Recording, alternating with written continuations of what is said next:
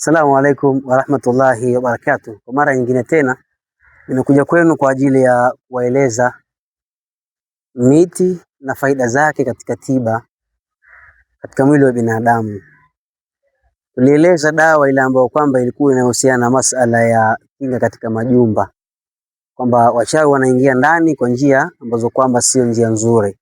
Usiku kwanza kuingia na mchana wachawi wanaweza kuingia, lakini tukaonyesha kwamba kuna dawa ambazo kwamba zinaweza kukinga ima kumkomesha kabisa mchawi kabisa, na hilo tumelieleza kwenu, lakini pia tumelifanyia tajruba ikaleta matokeo mazuri. Sasa leo tukuleteni dawa hii hapa, nimeng'oa lakini na michanga bado. Zoom inaonekana michanga ni vizuri, ni hii hapa, na huku ni aina hii, umeiona iko hivi, na maua ikishaiva yanakuwa maua yanachanua ya njano. Yangu mimi huwa sielezi majina ya dawa, mimi naeleza na kuonyesha mti na kuonyesha dawa yenyewe na nakuonyesha na faida. Mimi sielezi masuala yanayohusu kwamba huyu mti gani, kwa sababu moja tu, sio kama msipendi watu wajue, ila napenda watu wafahamu dawa, kwa sababu kila mti mara nyingi huwa unakuwa na jina la namna ya kabila fulani linavyouita. Huu ni mkunde pori Kiswahili, lakini kwa lugha changu mimi tunauita mchekere, ndio lugha yetu sisi. Sasa na lugha yenu nyinyi si mnauhitaji. Almuhim, mimi nafundisha dawa, sifundishi majina ya dawa. Sasa hapa tuna dawa za aina mbili, kuna aina ya tatu kwenye hii dawa. Sasa nitaonyesha mimi aina mbili tu, ni hii ya mzizi hapa. Unakwenda kuung'oa huu mzizi, na hii nasema ni dawa ya magonjwa mawili. Ugonjwa wa kwanza ni ugonjwa wa ngiri. Yule mtu mwenye ngiri ni ule ugonjwa ambao kama huwa anamkamata mwanamume, kwa wanawake wanasema ni chango, na iko mwanamume ni ngiri. Kwa hiyo unaung'oa, ukisha ung'oa hivi unakuja mpaka hapa sehemu hii ambapo mizizi ilikuwa imeishia, unaikata vizuri. Ukishaikata vizuri unaikosha na leo kwenye chombo kama beseni. Ukifata mile mamiti, beseni liwe si jekundu, lakini sasa sije tukatia imani na mengine, ila mimi nikitengeneza mimi nafatisha hivyo hivyo. Ukisema wewe ni ushirikina, hiyo ni wewe, ila mimi nikitengeneza nafatisha hivyo hivyo. Sasa ukishakata hii mizizi, ushakata mara moja pap, alafu unaung'oa mmoja mmoja namna hii pa. Hii mimi siing'oi kwa sababu ya nini? Nakwenda kuukata ni utumie kama dawa, siwezi kuuchuma kama hivi alafu ni utupe, hapana.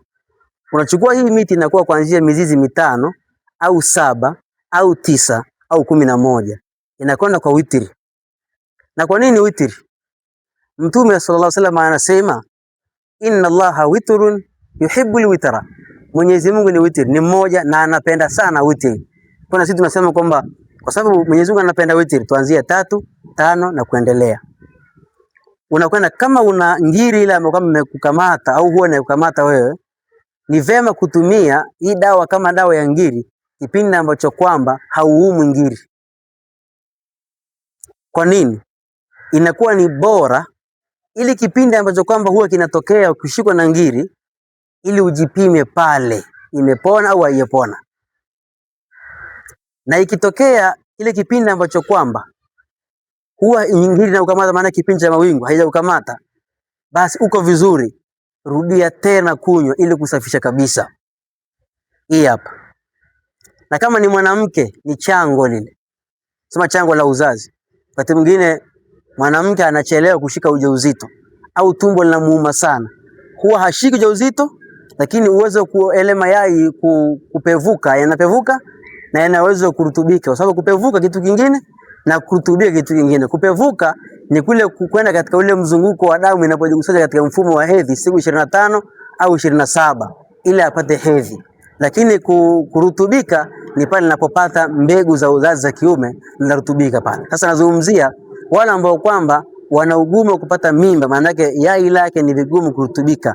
Unasogeza uzazi, unauchukua huu mti huu mizizi yake, alafu unachukua na mzalia nyuma. Sasa hapa ni kwa yule mwanamke ambaye kwamba anahitaji kushika ujauzito, sawa sawa. Kwa hiyo kama ni chango tu unaichukua hii au unaichemsha unakunywa. Unakunywa mara 2 kwa siku, asubuhi ya mapema kabla ya chochote na usiku. Pale njaa inapokuuma unataka kula pale, unatanguliza yenyewe, inatembea kwanza mwilini tumboni vizuri. Paka inasafisha kila kitu kinakaa sawa. Usikii tena chango mwanamke, usikii ngiri kwa mwanaume. Lakini pia kuongezea faida, huu mti mizizi yake, mwanamke ambaye kwamba ni mjamzito, halafu siku zimefika za kujifungua lakini bado hana matumaini, siku zinapitiliza, siku za alizopangiwa za makadirio zimepita, chukua mti huu, chemsha.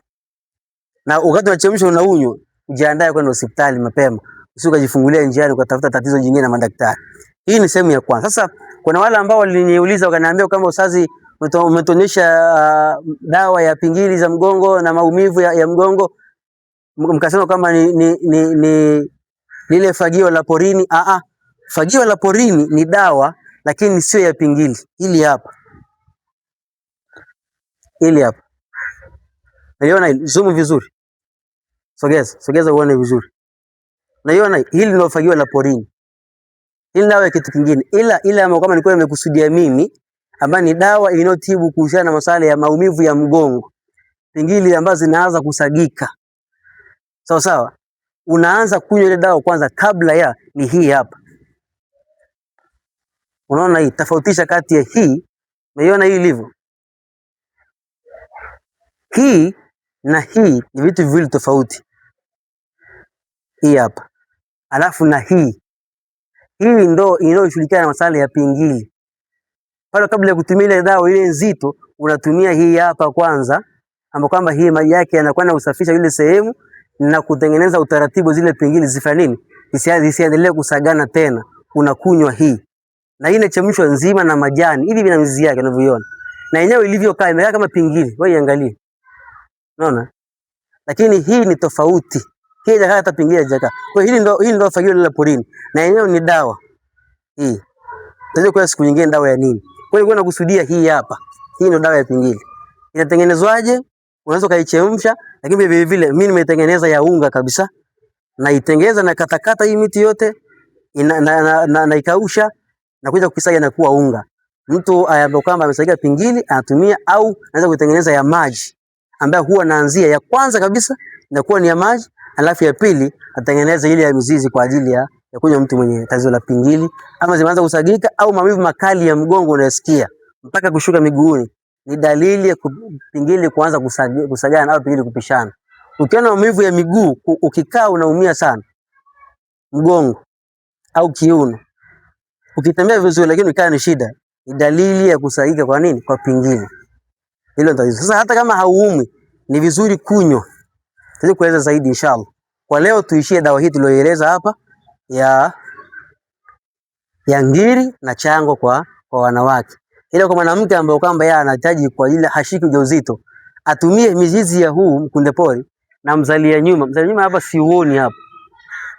Mzalia nyuma ni kijani fulani hivi kizuri, lakini nikipata nitaweza kukieleza inshallah. Jazakumullahu khair, na nifuatilie kwenye Facebook kama Haji Juma, tuende pale tukafollow, kuuliza pale maswali. TikTok tuende kama Sheikh Haji, lakini vile vile Instagram kama Haji Juma, na tuende YouTube. Jafungua channel yetu ya YouTube ambayo inasoma kama Haji Juma. Utaona pale picha juu kubwa kabisa inasoma ZHTV. Ndio inasoma hivyo. Kwa hiyo nenda pale kwa subscribe kwenye YouTube, njoo kwenye mitandao mingine tu follow pale, tu like, maisha mengine yapate kuendelea. Una swali lolote, una changamoto yoyote, 07 13 87 72 22. Kama ni swali linahusu tiba, dawa, mambo ya kidini, namba hiyo masaa 24 piga, au nenda WhatsApp kaandika unachohitajia pale. Kwa hiyo sisi kujibu, weka swali lako pale, nitakujibu na atakuwa free. Assalamu alaykum wa rahmatullahi wa barakatuh. Walhamdulillahi rabbil alamin.